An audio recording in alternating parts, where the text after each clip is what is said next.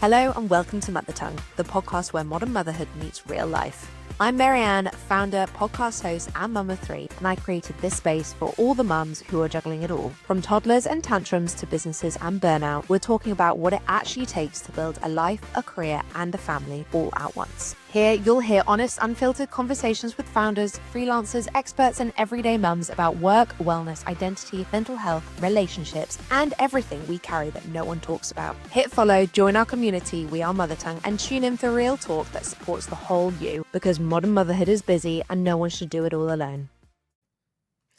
We are so incredibly excited to welcome Lewis Allsopp to Mother Tongue. Lewis, how are you? I'm good, thank you. Thank you for inviting me. I've got my Muck Cafe here, which letting the world know that I've had a coffee at McDonald's before we started the podcast. Not a great start. How do you feel about being the third ever man on Mother Tongue? The third man, yeah? Ever. Are men praised here or are they hated on? That's one. No, mostly. Sometimes I take the piss out of my husband, but he doesn't listen, so I feel like it's okay. Okay, fine. No, I'm happy to be here. So obviously I do follow you guys. I see you on Instagram and YouTube. Do you? Yes, it comes up. Oh, yeah. wow. I mean, I'm weird with my followers. How I work with my followers is I don't follow many people because I want my algorithm to be work and sports, UFC, football. But you know, when you visit a page, it pops up on your feed. So I will see you and I see the people, but I very rarely follow anybody. Yeah, to be fair, I've tried to unfollow as many people as possible recently. Georgia's got like three. She follows 3,000 or 4,000 people because she was going through the mummy phase when you're a new mum and you follow the bibs and everything like that. And I was like, Georgia, how you can't see your friends? Like, he's like, get rid of it all. How are you going to see anything? Cull. We need a cull. Yeah, she's trying to cull, I think. Yeah, smart. I think I'm down to like 200. Oh my God. Yeah, I'm brutal. Like people know that. I think it hurt them as well when I do it. You see, this is the thing sometimes now, because I just don't want my feed full of shit all the time.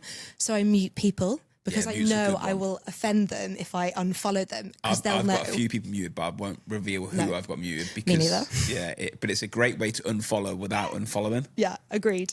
Anyway, Lewis, for people who don't know you, tell us a little bit about yourself. So I am 39. I'm an Aries. That's where we're starting. Starting with that. I'm on the edge of 40. I'm an Aries. I am a failed professional footballer. Really? Not even professional. Sunday League, down a lot of divisions. I moved to Dubai in 2006 to work in property. Been here nearly 20 years now, and basically when I came, I had no plan B. It was I was going to work or I was going to die, basically. Mm-hmm. And I think I'm at that point where I can never leave Dubai until I'm in a coffin. That's basically, I'm now Mr. Dubai when it comes to pro living here. I've got two kids, Milo that is 6 and Harvey that is 4. Harvey loves superheroes. He loves Space Jam and basketball and football. And Milo's into horse riding, which has become an expensive habit. Oh, so expensive. Well, she's just started now, but someone messaged me on Instagram saying, Lewis, keep her into horse riding because it will keep her eyes later on off boys. Okay, so I come from a very horsey background, and my parents were like, you will have horses, you will ride. It was I swear my mum always got me the world's worst horses to try and make me a better rider. So I spent most of the time on the ground.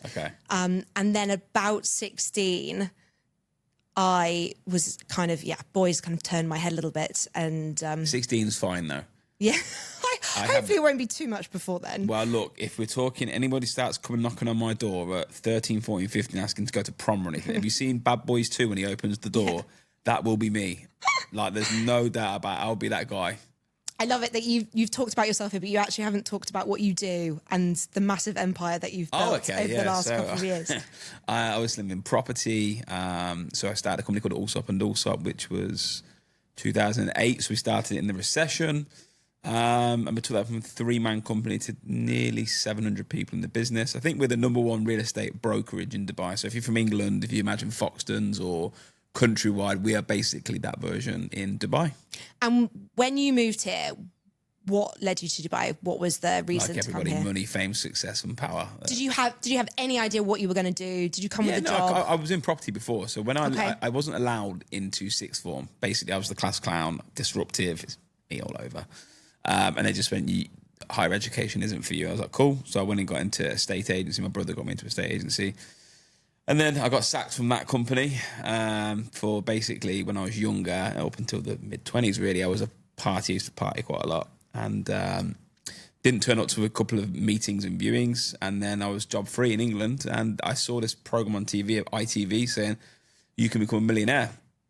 And what happened? I was like, wow, Dubai, I'm all over it. When you're 16, you chase money and success and everything that comes with it. So I had a phone call with this guy on the phone, and he went, hey, how you doing? Do you sell property? I went, yeah, I'm an estate agent. He went, cool, when can you start? And I jumped on a flight a week later with £300 in my pocket. Amazing. I love that. And I mean, so tell me a little bit about your upbringing. Is there a reason why you were always chasing the money? Like, how was your childhood? Yeah, my child wasn't poverty. So to give you an idea, I've never had any money from my parents. So I've had a job from 16. Whatever I earned, I spent. I had credit cards and everything else like you do when you're younger. Interestingly, my dad was actually in the UK rich list in the 90s. He had a PLC, a publicity company, took from £1,000 market cap up to a £90 million market cap. I remember reading, they used to do this book in the UK. It's called The Rich List for the UK. And he was number like 64 at the time. There's Richard Branson, Ryan Giggs, David Beckham. And he was in with them. And that would lead you to believe that obviously I come from money. But my dad was from an estate in Coventry that was burnt down cars and everything else, a place called Wood End. Anybody that's from Coventry. And he built that himself. And he became super successful off his own back. But he's always said to me, son, I'm there if you need me, but I'll catch you if you're drowning, but you're going to have to learn how to swim. And everything from when I was younger, whether it's I needed money, you'd clean cars and you'd do stuff. I was never the guy to sit on a boat with my dad or anything. Now, we had a couple of things along the way. He used when he made his money, we're talking when I was 13, 14, he used to have Rolls Royce, and I was like, please don't come to school in the Rolls Royce. Please don't do that. So I've been through, I've seen it all. And I think one thing that I said on a recent interview was that I think that compounds to a lot of success. I was around my dad a lot in the younger years, and watching a business person do business and grow and fly around the world, and listen to him, the phone calls. He used to sit in his 7 Series BMW with the phones where you get the wires back in the day. I was mind blown. They had a phone in his car. And I think being around that, I think you do become your parents to some degree. And I think that that compounded a lot in terms of where I am today. And did he encourage you to set up shop by yourself? No. No? No, I was basically in a job in Dubai, and I was earning incredible money. I was 21. My basic salary was £12,000 a month. I had an override of the whole company. I was getting commission. I remember calling my brother one time when he was in England and I was here, and I said, Carl, I've just made £100,000. He was, what's that this year? I went, no, today.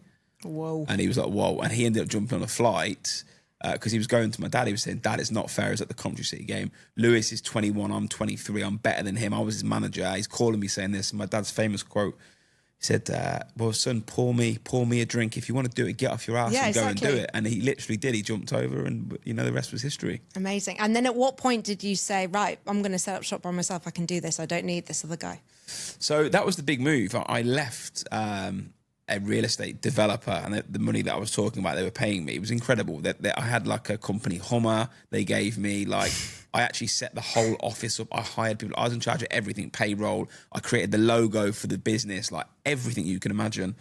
And we sold it all out.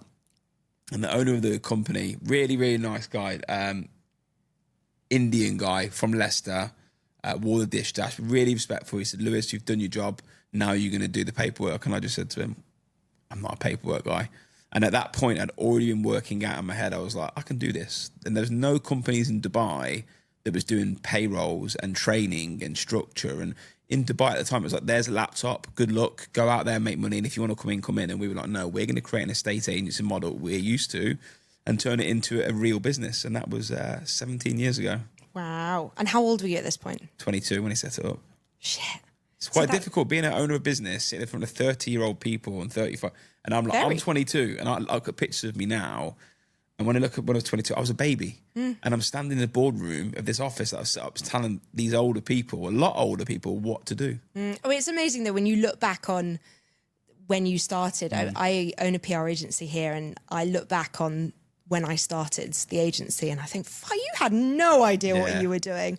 But I do think that is the beauty of Dubai. I mean, not quite to the extent that it used to be back in the day, but you get that sense of anything is possible. And I'm naive to a T, and I think again it's That's a superpower for sure. I agree, because I genuinely in my mind think I can do whatever the hell I want to. I just need to want it enough, and I can make it happen. I was and on you an learn along the interview way. last week, and that's how my mind is. I know I can do anything. You definitely have ADHD. No, then. I know I do. So me and Georgia were talking about 10 years ago, and she goes, you're just so positive. So, and I said, I am. She goes, you can't do anything. I said, Georgia, I can do anything. And she went, like what? I said, I can go to space. She went, you can't go to space. And I went, I can. Yeah. She went, how are you going to do that? I said, I'll pay $250,000 to Richard Branson's company that take people to space that you can buy, and I will go to space. So don't tell me it can't be done. My mind's built that way. Yes, that same. anything can be done. Same. But I like it. And I think also Dubai as a place really nurtures that. Yeah. Because there's not all the red tape that there is in other countries around the world. You can make magic happen if you want to. And I love that spirit. And I really think that's coming to Saudi. And I'm really excited to see how Saudi plays out. Yeah. I want to talk about the Dubai property market, but I just wanted to curveball into Yes. Saudi as I've touched upon it. What are your thoughts on buying in Saudi? Because that's all totally opened up recently and you can now buy property in Saudi, or officially from January, I think is the word. Are you interested in buying in Saudi? I change my mind every 5 minutes about where I want to invest next. So sometimes, sometimes I'm like, maybe. Yeah. Because it does feel like Dubai was 20, 30 years ago. I think I've got friends that have tried to invest there and do business there. What you'll find in like Dubai is quite an open market, meaning that everyone is selling. So you have a house for sale, you have a house for sale. The way that Saudi is right this second, I think there's a lot of business to business transactions happening and not a lot of business to consumer happening. So I think as Allsopp and Allsopp, we've been asked to go to Saudi. I've had some of the biggest investment funds call and ask if we can go over there. I'm not in a place to do it yet because I work better in an open market. And when it's like shake to shake or local to local or business to business and we can't get involved in it, it's not beneficial to us. So Dubai's done a great job of making it a very open market. You know, you talk about a estate agency, there's thousands of agents, thousands of buyers, everybody's coming in, everybody's selling, buying, and they've created this open market, which is creating growth. I think I'll be interested to see with Saudi how open they're going to make it, because look, let's just say it how it is. The rules have only changed over the last few years about women going to cinemas and driving. And I think, I've been here so long. I've been here 20 years. I remember if you go back to 2006, Ramadan was completely closed. Dead. I mean, it was dead. Every shop and restaurant was closed and the restaurant had curtains over it, anything. But most of the restaurants closed. And I remember I was hungry. I was 20 years old and I'd in my car and I'm like leaning back, panicking, trying to eat.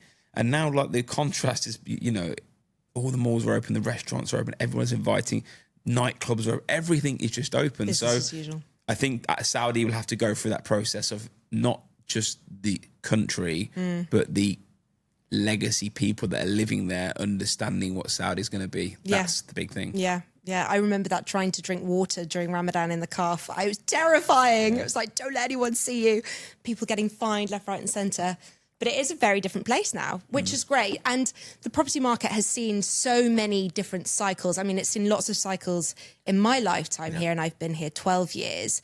And lots of people talk about, what's next? The property market must dip. I feel, again, I am not an expert in any way, shape or form, but exactly. So I'm going to ask you all these questions. But the likes of Hong Kong and Singapore, other expat markets that had massive, massive growth, 10, 20 years ago, they had lots of peaks and troughs. And then as the market settled, it leveled out. And I personally feel like we're going through that now. Every time we've had a dip, they've not been as dippy as the dip before, let's say. So I personally think that we are going to stay at this level. I think certain areas might decrease a little bit and some might go up a little bit. What are your thoughts on that? I don't think the market will drop. I honestly don't. There's been so much happen around the world geopolitically. If you think 2 months ago, Qatar airspace was closed. Yes. Yemen and Saudi were in political unrest, where about 5 years ago, Yemen attacked Abu Dhabi. There has been multiple things in the UK. Everything has gone on. But what you found is with all these things that have happened, business is continuation has happened. UAE is basically a safe space for a lot of people to invest. It's a cocktail of the property market at the moment because there's a couple of things. People talk about property. Property is just an asset people live in. What the real fundamentals are is people. Are people living here? Yes. Are they moving here? You see people like Rio Ferdinand and really famous footballers and actors all moving here at the moment. I was on the phone yesterday to a really famous football manager that's out at work, and he calls me and says, I'm just moving here. He goes, the UK's screwed now, son. He's like, I'm moving here. And I'm like, wow. And that's one person. I've got a friend from Coventry, who's an ex-MotoGP racer, a really famous guy in MotoGP. Moved all his assets here, his life here, his kids here. His kids go to my school. There's so many people moving here, and what that means is we need more houses. So it's not this thing where there's a bubble and things are going crazy.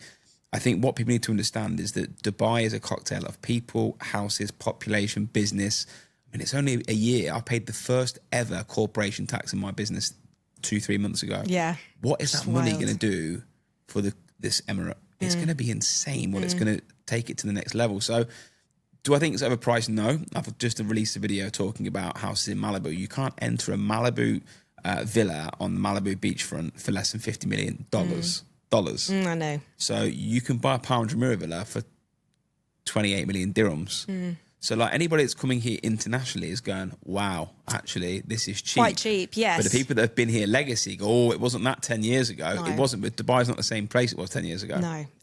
That is terrifying. I mean, I now think about how much we spent on our first property, and I remember vividly, it was one Christmas day, and this must have been it was a long time ago. It was pre-kids, pre-marriage, and I was half cut Christmas Day, went to a friend. Always Christmas Day, everybody's half cut Christmas Day. Who lived in Whispering Pines. And I remember walking through the door and being like, I will live here one day. Yeah. I am going to buy a house in this neighbourhood, and I must, for years and years, just looked around different houses in Whispering Pines until I finally convinced my husband that it was a good idea. And I remember my mum saying, why would you spend £800,000 on this? Madness. It's semi-detached. And I was like, yeah, I know, but it's on a golf course and it's a really nice community. And I mean, we're laughing now. But I remember we bought it the week before COVID, and we then went into lockdown, and I thought, holy shit, the world is... So you bought it for 4 million? We bought, no, it was 3.7. And it's going to be around 20 upwards now, yeah? We sold the Whispering Pines for 7.5, and then we bought the Flame Tree, which again, when we bought Flame Tree, I was like, we are spending so much money on this. Yeah. And I think it's now nearly tripled again in value since then. It is wild. Jumeirah Gulf Estates, I think, is a bubble. No, honestly, I don't think it is either. I think that you bought cheap. That's the honest truth, is that people that bought 4 years ago bought an asset that was way undervalued compared to the rest of the world. Because I don't know about you, I always do on the fantasy buying. I go on Rightmove or Zoopla, or I go to Spain and Marbella, and I want to see what house you can get. And I always do it. I'm the worst buyer online. You go to Marbella, you go to anywhere else than Ibiza, you try and get a 5-bedroom villa on the golf course. You're paying 5, 6, 7 million euros. You bought your house for less than €1 million. So you had an undervalued asset that is now valued. So what happened, do you think, to the property market at that point? Why did it go so low? It literally fell out of its arse. I remember everything was cheap. Rent was even cheap. Everything was cheap. I speak on panels, and I speak to economists in the property market. I know it inside out. You ask me anything about this property market, I can tell you when, where, why, dates, everything. 2014, when this happened and the actual dip happened, people go, oh, it's because there's too many properties. There's two huge fundamental things that happened. The government thought there was a bubble, so they controlled it. This was a controlled dive. So basically, the first thing is they doubled the transfer fee. So your first transfer would have been 2%. It's now 4%. Okay. And the other thing is the loan to value. You used to be able to get 85% on your mortgage. They took that down to 75, and over 5 million was 70. Mm-hmm. So they stopped people lending as much money, and then they doubled the transfer fees. If we said today, okay, you can only lend 10% from the bank, no one would buy. Everything is about how much you can get people to buy. So they limited that, which caused the decline in the property market. Now, COVID came and lockdown. Basically, people didn't know this, but they actually increased the loan to value again under the radar. So then people were able to buy. 4% became the norm. Prices went up again. So everything is about, let's say cars. if you want to buy a car, 90% of people probably buy on finance. If you made it a cash-only purchase, there's no car selling. That's the way the world works. So everything was controlled at the time, and now we're back in a place where it's continued to go up.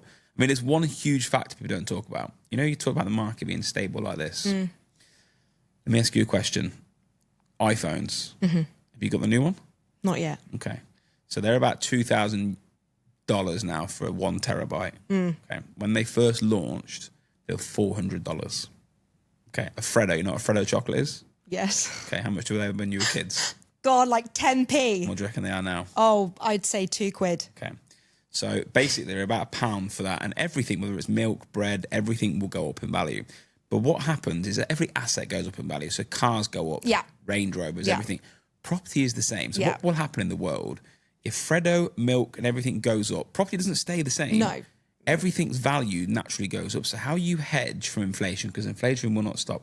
If you just kick back and live in your house, let the Freddo go to £5, because your house will go to 10 million.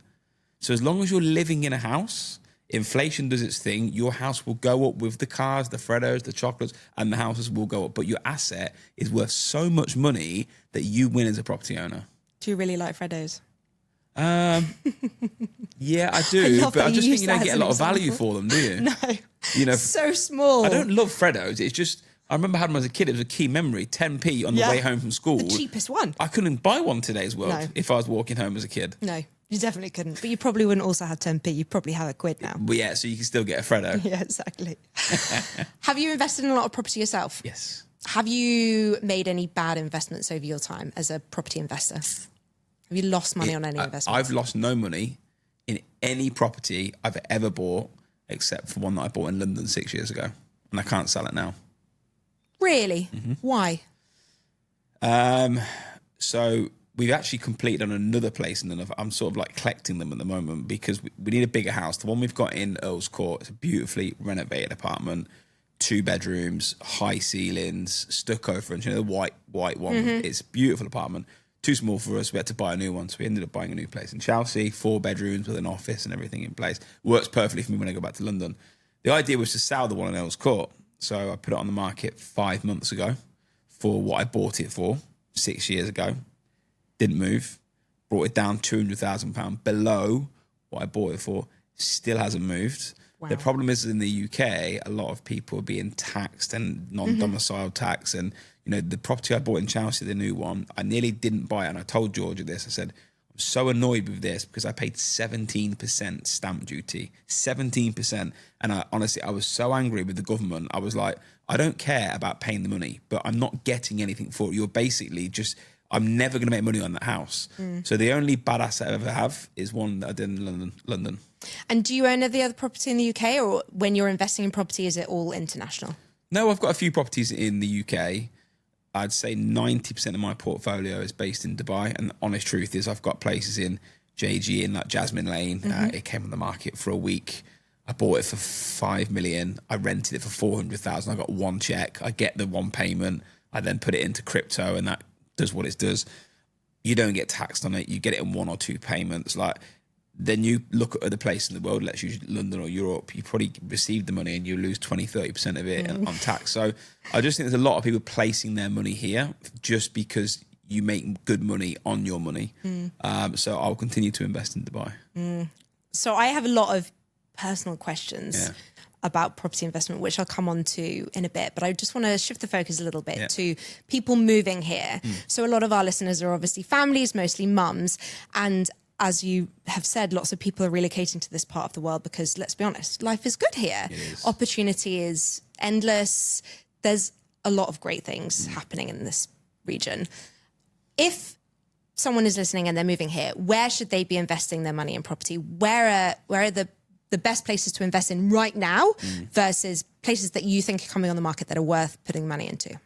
I don't know if you've seen the video on Instagram, and it was the local saying this is going to be the IFC and it's the land of sand. Have you seen it? No. It's incredible. So it's this local standing in a business tower in downtown, and he's pointing at this land and he goes, this is going to be the financial institution of Dubai. Yeah, all right, of course it is. Anyway, that was like 1999. Fast forward today, and all the cars are moving around the city, and the vision that they had turned into that. Same thing happened with Burj Khalifa. When Burj Khalifa was being built, I was selling as it was stumps in the ground, and I was like, this is going to be the biggest mall in the world here. It's going to have fountains. Watch the vision, and it come true. To invest in Dubai and you want to make money, you have to believe in the vision. The vision is the only thing that you care about. So, for instance, one of the investments we've made recently is in Palm Jebel Ali. Palm Jebel Ali, it's on the water. It's near the new airport. There's some amazing things going on. The hotels being built there. And I believe in the vision. Now, you can make money in Dubai South. You can make money further out. You can make money in renovating. You can make money anywhere. But if anybody's listening to this, what you probably should be doing is not trying to focus on where you can make the most money, because we talked about inflation doing its bit. It's where your kids are going to be happy. And that's why we live in Jumeirah Golf Estates, personally. Like, Jumeirah Golf Estates is an interesting one for me because it's one of the only communities that have golf buggies. Yes. So the kids, it's funny, on Halloween, they just like sport little brats, to be honest with you, because they're all on their buggies with their chocolates getting off from house to house. But it's really nice because when they go and see their friends that are a street down, they all jump on there with their parents, hopefully. And not a shout out to the parents if you're letting your kids use it without. No. Not good. We do not condone that. No, we do not condone that. Very annoying. Yes. So JGE is an amazing place where kids all meet together. There's the parks, everything. It's just very social. I think Jumeirah Golf Estates is such a good family community. The schools that are all around it. You're on a PGA golf course that has the world tournaments on it. It's Georgia this morning. She's in Pilates at the clubhouse, and it's such a good place to live. Yeah. It's a nice way of life. But coming back to that, so obviously you mentioned quite a lot of things which were off plan then. Yeah. So would you say better to invest off plan now on a somewhere you want to live versus a Dubai Hills or a Victory Heights? No, I think everybody should be trying. There is no win in buying this house off plan and then paying rent for 5 years. It doesn't make sense because you're basically losing money every single year. First focus, everybody, in my opinion, and I tell all my friends this, everyone that works with us, you buy a house, not your dream house, the house you can afford, you stretch yourself, and you build. That's the fundamentals behind it. It doesn't make sense to invest, and because if you have a buy to let and you make £1,000 in buy to let, but your mortgage is your rent, you lose. You're not winning. Sure. No, not at all. And in terms of like current communities on the market, you mentioned obviously JG you really like. Are there any other family-focused communities that would be worth investment? Jumeirah Islands, there's some really good investments there. I mean, it's higher level, but you've got a cluster of 10 or 15 villas in there. There's a nice little community feel, lovely clubhouse. Emirates Living is always a great one. I mean, I used to call it entry level, but I mean, to buy any type of villa there now, you're talking probably 4 million dirhams upwards. So, it's expensive for a lot of people. In Coventry, that would be like a top-level house. Yeah. So, I mean, look, I love that central location, Victory Heights, JGE, Tilal Al Gaf. Like, they're all around the schools. They're quite close to Hessa Street, which means you can get to Business Bay, downtown Marina. I think it's a very good core location to look at. And Dubai Hills? Yeah, Dubai Hills as well. A lot of apartments coming on in Dubai Hills, and it's still a huge master community. But one thing with the newer communities, you're going to see this with Jumeirah Golf Estates too, is that they have things like I don't know if you've seen the splash pad areas. They've got like a water parks in there, and they're spending a lot more time on outdoor activities. Like Aldar's launched one called the fitness community. Yeah, I think it's called the Wilds. I think it is. Yeah, and basically it's all about sports, lifestyle, walking, hiking, and like they're building that community, and people want that. Yeah, for sure. That's a very interesting one because I think it's one of Aldar's first developments in Dubai. Yeah. So, yeah, my husband keeps talking about this because he's found running in his later life. And how old is your husband? He's 41. Oh, wow. Maybe. Yeah. Same. So he now runs marathons. Does he actually? Yes. I've run one. Yeah, I mean... I did the London one. I genuinely, sometimes I think he does it so he can just have some peace and quiet. It's a great way to do it because you go out for a run in the evening. Like, sorry, I've got to run. Yeah, got to run. Yeah. He does it on a Saturday morning. He's like, I'm really sorry, I've got to run. I was like, you don't. And then he gets to fly around the world and go to New York and London without you. It's actually a very clever man. No, sadly, he doesn't go to those sort of glamorous places. The Dubai Marathon. He goes to, for running, yes. He does the Dubai Marathon mostly, to be honest. So you wouldn't let him go to New York for a marathon? Oh, I totally would. But you'd want to come along? No, absolutely not. I couldn't think of anything worse. He booked actually to go to Barcelona, and he was like, it'll be really great. You can come with all the kids and watch me. And I was like, why? such a great reverse Why would psychology I thing do to that? though. You should come. No. No, I would rather stay at home, thank you, with a support system and not come to Barcelona with 3 children. Thank you very much. At least he asked. Yeah, exactly. I'm getting into running. You can go running together, talk property.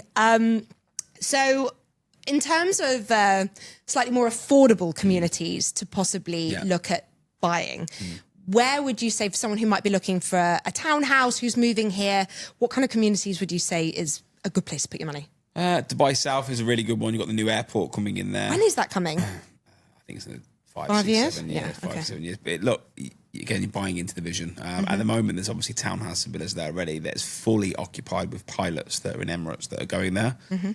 So that makes an incredible investment opportunity because you basically know you're going to get pilots put in there. But the location to everything, people say like, oh, where is Dubai South? What's it next to? They're launching a really super luxury development called Discovery Dunes, which is the private golf course. It's basically going to be for billionaires. That's launching imminently. You've got Palm Jebel Ali obviously opposite it as well. You're going to have all the hotels there. So what you see with the Palm Marina and all these things, you're going to see the same thing in that Dubai South location. So if you're buying into the vision, Buy into definitely money there. Okay. I want to bring it on to family now. What does a typical day look like for you in terms of work and family life? Okay. So we're up at 6:30 every day. Shout out to the automation team. Curtains open and music comes on and everything. It's big shout out to the automation team. So we're up. We have the same song most mornings. Probably 3 out of 4. It's Nora Jones. Sunrise, sunrise. So I try and get it. So I try and get them into like, you know, the routine when you're waking up, like, come on, let's get up time. Oh my God. So at night time, we do lullabies. Dun, dun, dun, dun, dun, dun, dun. So wake up in the morning, we'll put a bit of music on, and then basically I'll try and get them up. Like, come on, we're getting ready. Got to get them excited to get ready for school. Routine normally is that I get the kids ready every day. So Georgia will go and shower because she's doing the drop off and she'll be going to the gym or something afterwards. Whilst the kids are getting ready, she'll go downstairs, make their lunch boxes, do what she's got to do. She always likes fresh sandwiches. She doesn't like doing the night before, which is, I just submit the night before, they'll eat them anyway, but she doesn't like that. And then she'll go to do the drop off at 7 a.m. I will then go to the gym. I've got a gym in my house. Nice. So I built that for convenience, so I can't ever escape it. I just know I've got to do it.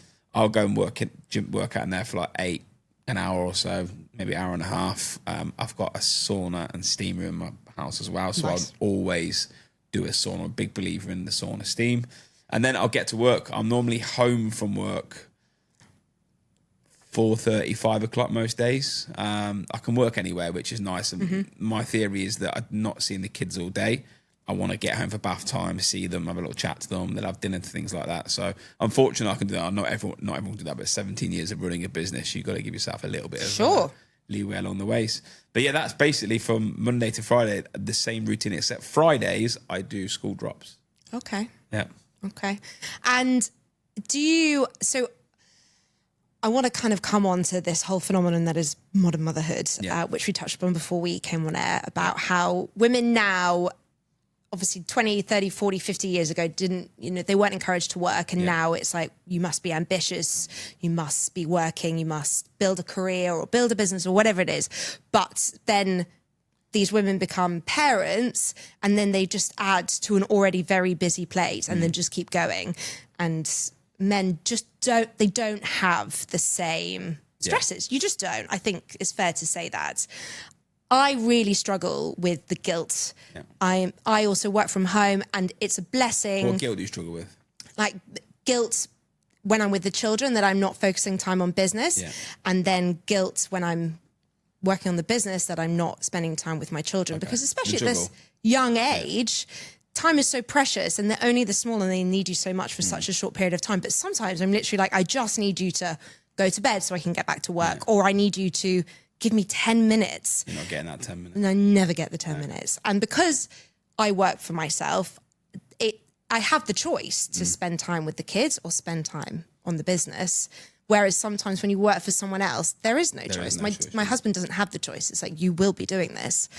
Do you ever feel that? Do you ever feel that guilt? Or are you very clear cut that I am at home now, there is no work? Even if there's something important, I'm not dealing with it. No, I will work. If I have to work, I'll go in the office. The office is there. They'll come in and do what they've got to do. I don't have the guilt. on a day-to-day basis. I'll have it. If my biggest guilt is if I'm at home and I'm on the phone and I'm with them, and then I know that they know they're not getting my attention. But look, I think men and women are built differently. For sure.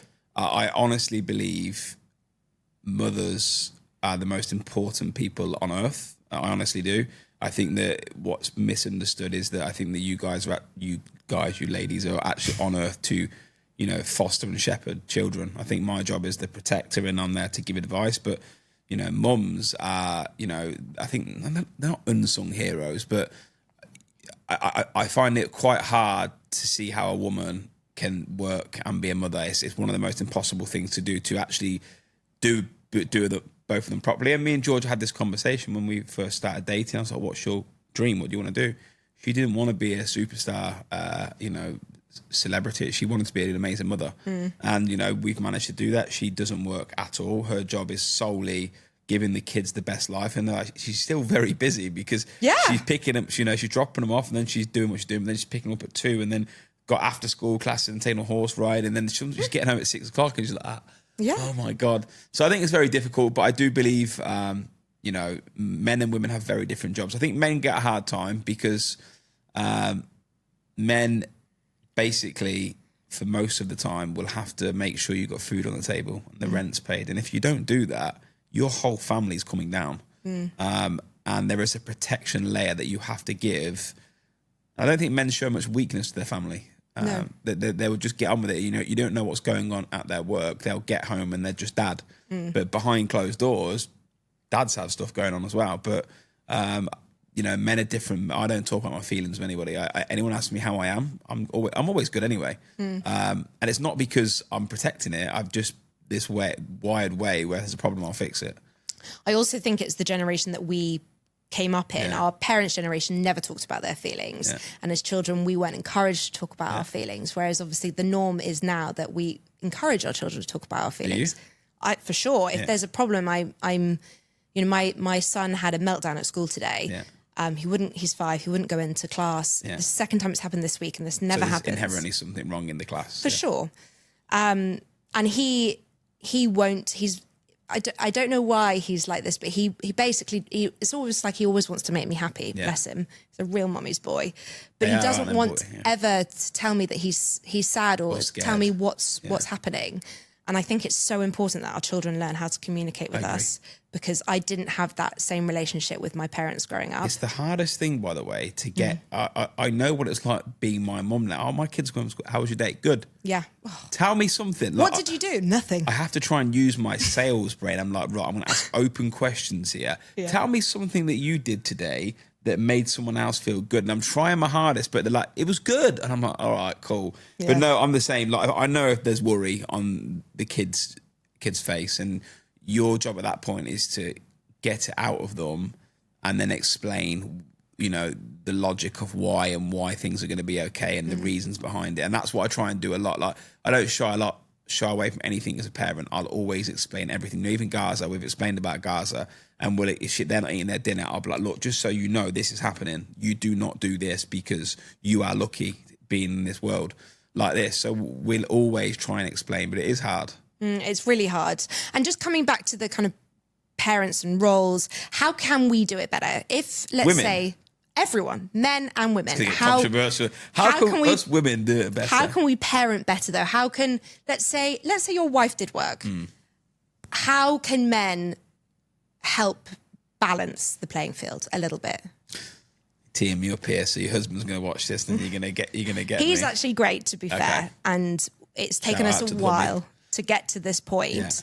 But he really tries. But he turned around and said to me the other day, he was like, I've realised I can't multitask. I just can't take on the load that you take on. I just can't do it. It's not in my brain. I just don't have capacity. If I'm on the phone, I can't talk. No. If I'm cooking, I need to cook. But I'm very good at doing one thing. We're cooking? We're cooking at home, are we? I can cook. No, I'd never cook. I can cook. But my theory of cooking is that I can order Deliveroo, and a chef that is really good will actually make it better, deliver it, and it'll be cheaper than me going to Spinneys and buy the ingredients.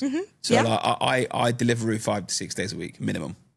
I like that. I mean, I'm obsessed with Deliveroo, but sometimes I'm a bit worried about the kitchens and like what's going into the food and all that kind of stuff. So I'm like, try and make some things. And for the kids, I always I batch cook a load of stuff. whack it in the freezer. We order bring healthy, it by out. the way. So if we order every night, it's not takeaways. Crave, big shout out to Yeah. Crave. K-Cow, big shout out to K-Cow. Anything that's macro nutrition, we'll go for. So I had a curry the other day, and I'm looking at it like, wow, this should not be what it is. It's like 390 calories, 45 grams of protein. But I know it's good going in me, rather than having one from the low curry house. It's like 2,000 calories and greased. But yeah, I mean, how can men and women do it better? Look, I think we're all just trying to survive in the nicest possible way in our own ways. People cope with stress and workloads differently. I think in a relationship, it's about finding the rhythm with each other. Like, Sure. and that's such a hard thing, because one of you at some point might feel grievance that the one's doing a bigger load, and like the man will be like, well, I'm bringing the money and that's your job, and the woman might be working, but actually I'm working, you need to be doing this. So I think communicating with your wife and explaining what does and doesn't work, I mean, it's, you know, I wouldn't say we've got it perfect, but we've nailed it. The fact that I know that the kids are mine, they're not hers, they're my responsibility. And you know, and I love being with them as well, which helps. I mean, there's some parents that, you know, go, going home to the ball and chain wife, or I'm going home to the kids. I look forward to seeing to my kids.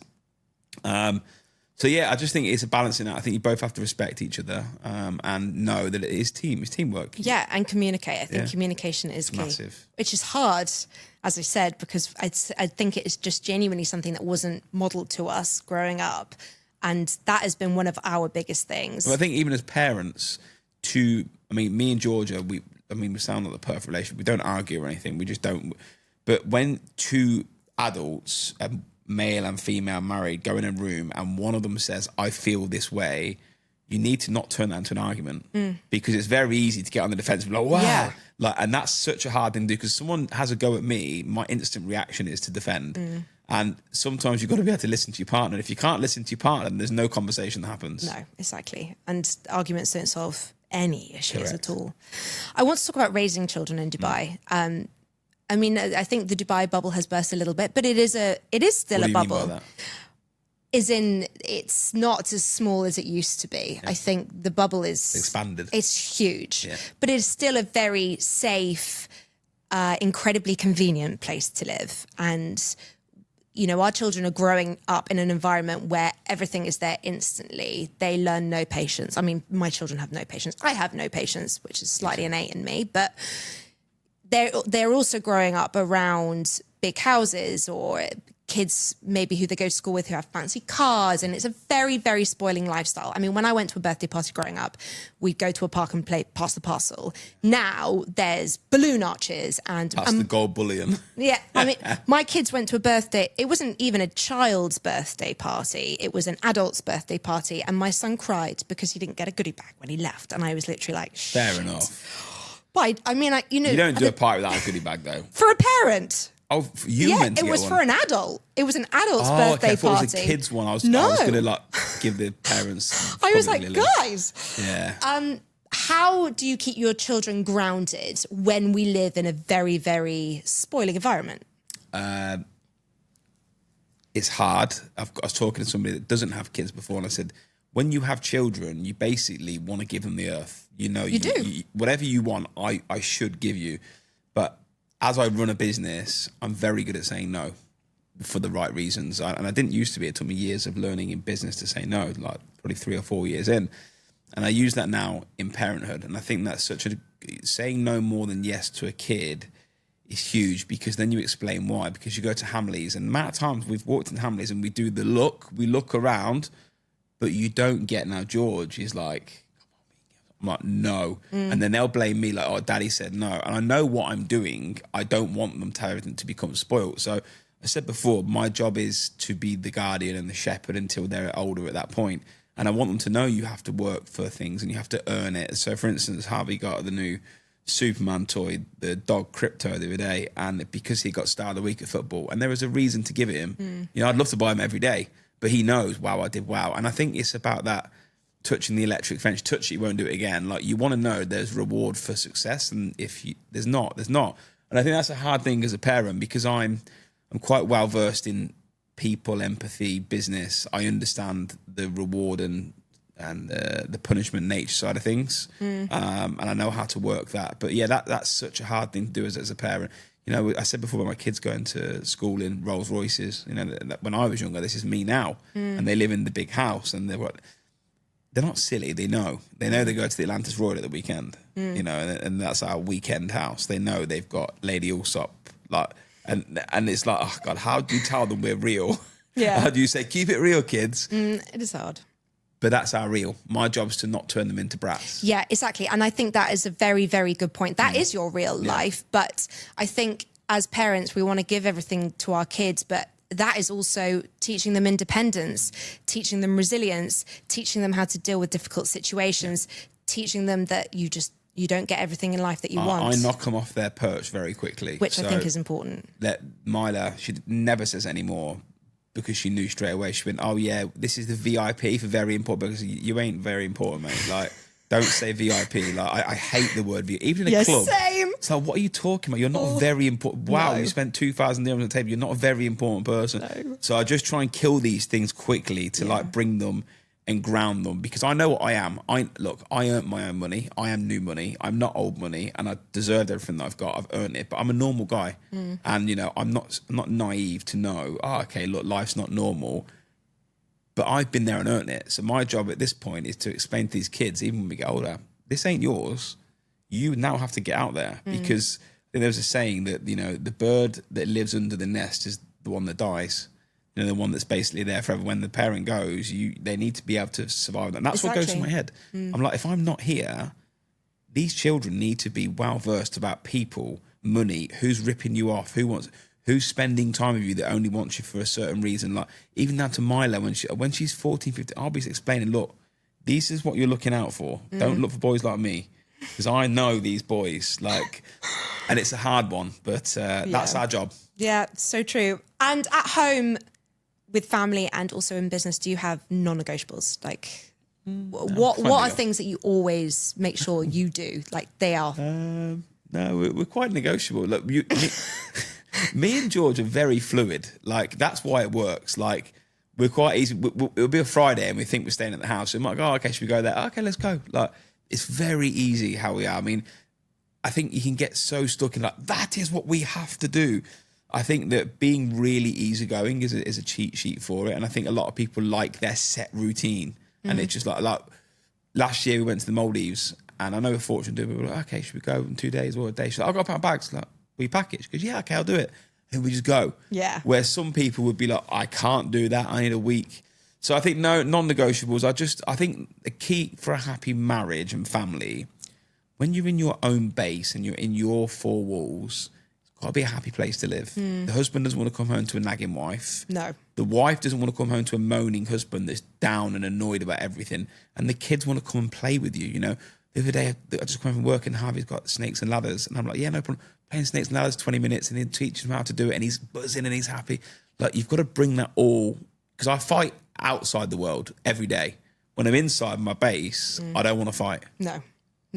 But that comes back in terms of like mum and dad to communication, really, because if you don't communicate, that's when the resentment builds up, and that's when you turn into a nag. A lot of people are not very good communicators. No, I know. We need to be better. We must be better.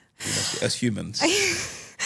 Right. I want to just come back to a few questions around property. Yes. Okay. Let's say I have 500,000 dirhams to invest. Yeah. Where am I putting it? So the first question I would ask as an agent, obviously I'm not an agent, so I don't sell houses myself, but I'd be asking, okay, fine, is this for you to make money on for a buy-to-let? Is it for you to live in? Have you got more money coming? So for instance, is 500,000 for a payment plan? Hypothetically, you said to me, okay, fine, I want a buy-to-let investment, as an example. I'd be saying to you, don't buy a big property. If you want buy-to-let properties, buy it cash, and then receive the rent, so that whatever you receive 3,000 a month, you're not paying a mortgage. You've just got 3,000 coming in, and then try and do that again. I mean, that's how my portfolio works. I try and buy everything cash. And the reason I do that, I could have so many more properties. For sure. But I get net reoccurring revenue every month with no debt attached to it. But let's say you have that small amount. You've got let's say we've got 500,000, then we'll go up to 5 mil, and then we'll go up to 50 mil. Yeah. So we've got the 500,000. Where are we putting it? Do you want to make loads of money off it? No, I want to live in it. Okay, if you want to live in it, you're looking at, again, I'm asking the question, where do you go to school? Where do you go to work? Things like that. Basically, you're looking at a 2 to 3 million dirham apartment. anyone that buys a property should be aiming for the best view, best location, the best tower, the most you can afford. Okay. So for instance, 3 million, you want to be marina facing, golf course facing, ideally not done up, that you can spend money doing up yourself to get the growth, because you can buy an average property at an average price. If you upgrade it, people pay more for it.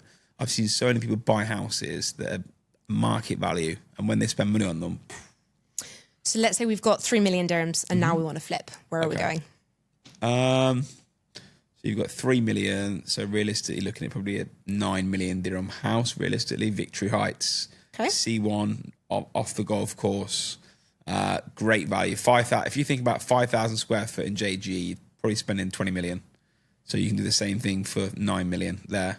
Then prices will catch. I used to live in Victory Heights, and I've always said, I lived there for like 9 years. The value in Victory Heights, the greens, the grass, the area, the clubhouse, it's actually at the same level of JG, but the price doesn't stack up. And crazily, there's only a road between both of them. So I think there's great value in there. I'm actually seeing people at the moment. In fact, one of my brother-in-law, Jimmy and Abby, they've just sold their Redwood townhouse for the record price. Shout out Allsopp and Allsopp for breaking the record in Redwood.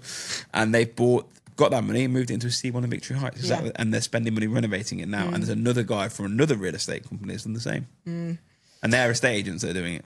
So this is where my mind is going, which I'll ask you about off camera. But now let's say we've got 50. We've got 50 mil and we're going to live in it. Where are we going? We live off plan. Possibly. By Palm Jebel Ali. Really? Palm Jebel Ali, I'll give you the perfect example. So a B-type in Victory Heights, a big one. Okay unit, semi-renovated, big plot, is 20 million. That's realistically what you're paying for a B-type today on the golf course. What if I could get you on the sea, 7-bedroom, travertine, bifold indoors? Imagine you finish work, you've done your great PR day, your kids are at the beach, your husband's got his fishing rod out there, you've got the barbecue, you sit, the music's on, you've probably got John Legend on, you look back at your house and be like, wow, I live on the sea for 20 million dirhams in this amazing house. Or you could be on the golf course, nice house for 20 million. There is no doubt about it. Seafront houses at 18 to 20 million, they will double in value by the time it hands over. Which is when? When is that? 3 to 4 years. I can't remember what it says in my SPA, because I know that it's not going to hit them dates. I know. I get the videos with the updates, but just, I say to anybody, think about it. Think about the vision, looking back on your house, saying you paid 18 to 20 million for that house that's on the seafront with your family. And then what's next, business-wise, for you? Where's Allsopp and Allsopp going? What are you building next? So we're heavily involved in technology at the moment, AI integration into a lot of stuff that we're doing at the moment. We've got one goal, is to be the operating system for real estate specifically, that we can potentially map out. Obviously, we're going to Abu Dhabi imminently. We've got the trade license. By the time this comes out, it should be activated. Office shopping at the moment. But in all honesty, we've got about a 4% market share of the whole of Dubai, which is a lot, but not a lot. I want to get to 10, and I want to go upwards. If I get to 10, the business is in a completely different world. I don't need to do a lot more other than let Dubai do what Dubai is doing, because I talk about like Chris Fade as an example, and Chris has done an amazing job with his Fade Fit. But what he's done really well, he's just been in Dubai, and Dubai, as well as him being a good business guy, businesses grew with Dubai. Allsopp and Allsopp's the same.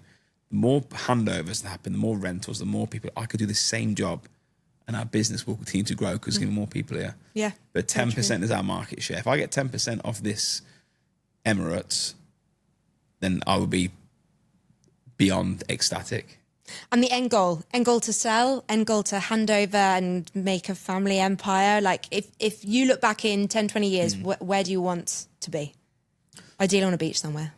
I'm on the beach. I said this to somebody else. I sound like an idiot saying it, but I am who I am on stage. Like, where do you go? People don't see this sometimes. Like, if I have a house in Atlantis Royal, I've got my house, which is 20,000 square foot on the golf course. I have a boat. Like, I have like access to like private jets. There comes a point when it's like, okay, what am I doing it for? Like, I don't need more. So then it becomes about legacy. Like, if someone said to me, what do you want Allsopp and Allsopp to do? I was like, honestly, I want to be known as the poster guy for Allsopp and Allsopp. I want to be, when you say real estate in Dubai, they'll be like, Lewis Allsopp is the legacy, this guy. And there'll be a map of all the houses that we've sold and rented in Dubai, which is going to be crazy.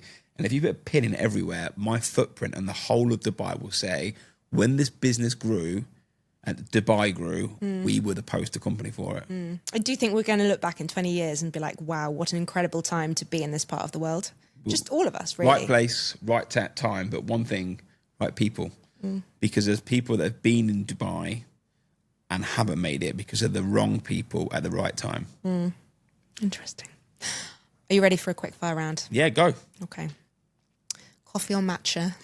Never tried matcha in my life. I can't imagine you're a matcha man. I've never tried matcha in my life. I will not try a green, woody coffee. I've latte cappuccino. I mean, to be fair, don't knock it till you try it, but I would also say coffee. I'm 6'5", okay? I'm 39 years old. I play football, and I'm not sitting drinking a green iced matcha. What is one product you swear by? Her mantra. Big Really? shout out to Charlie Wright if you're watching this. We are fueled in our house by her mantra. Really? I can't drink water without it. Really? Yeah. You should cut that and send it to him and do a collab incoming. What is one habit that makes you feel more organised or grounded? Gym is non-negotiable, and I didn't pick away up until I was 26. I used to play football all the time. Play football 3 times a week, and then when I got 26, I started, and it's just part of my routine. It's not motivation. I'm not trying to get a 6-pack. I'm not trying to get massive.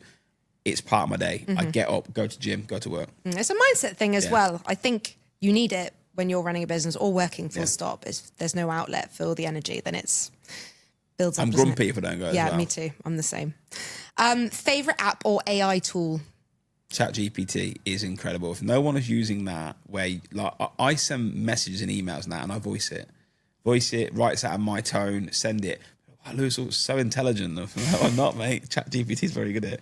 Gemini for verbal, by the way. If you haven't got Gemini for talking is incredible. Okay. It's instant. So we'll be talking it and it instantly starts talking back, but it gives amazing information. Oh, wow. Yeah. Interesting. Shout out to Google. Want to collab again? You know where we are. One business hack that you couldn't live without? Hire better people than you. My management team is incredible. They are insane. I'm the vision. I know what I'm doing, but the people below me are better than me, and I'm happy with that. Wellness ritual. If you had 10 minutes, what are you doing? Sauna. Okay. Infrared or just normal? I've got both. So I've got the infrared. It doesn't get hot enough. So you got the metal thick, you got the plates on the back. I've got that. Just rubbish. I like the cold where it burns the soul out of you. Like if it's not 200 degrees and you're not worrying, Fahrenheit, if you're not worrying, could kill me. Like it's not working for me. What is the single most powerful thing that has helped you in business or in your family life? I can control my emotions really well. Boardrooms, meetings, anywhere where I am. If I'm angry, if I'm annoyed, I never react. And this comes with age. This is not anything else. I was about to say, is this a learned skill or an age? It's a learned skill. No. I used to be wild. Like I've been into meetings with the government of Dubai, and I've literally said whatever I wanted to say from emotion. I went, I shouldn't have said that. Now, so controlled. Like I'm so controlled. So if you can learn that skill, I think one of my ops directors, he goes type email, he goes, I've learned now. I don't respond to an email on anger. I'll step away, come back and do it. That is a really hard thing to do. For relationships, it's the same. Sometimes digesting when they're giving you feedback and you hate it. Sometimes not snapping back and going, even though you go, I mean, I shoot from the hip, and I have done my entire life, and I really, really now try and think before I shoot, and especially if it's an email that's really riled me up. Even though I will think about it non-stop until I get to respond to it, I might just take a breath, take a step back. My dad says you get more with sugar than you do with vinegar when you understand that concept. Yeah, it's very true. Lewis, thank you so much for you. your time today. It's been very insightful and very interesting. For people who want to reach out, where can they find you? Instagram. Which is? I think it's Lewis Allsopp Dubai. There's a blue tick there. I didn't buy the blue tick, by the way. I love that. There's a blue tick. Do you know how I got the blue tick? No, I don't know. So basically, I wanted the blue tick before they came out Dubai. And Time Out Dubai reached out, Alice from Time Out, and she says, can we do a piece on you about famous in Dubai? I was like, yeah, no problem. So I did the piece on me. I sent it in. They verified me. I was so happy to get the I felt really good getting that. Big day, big day. Big day. Thank you so much, Lewis. Thank you. Cheers.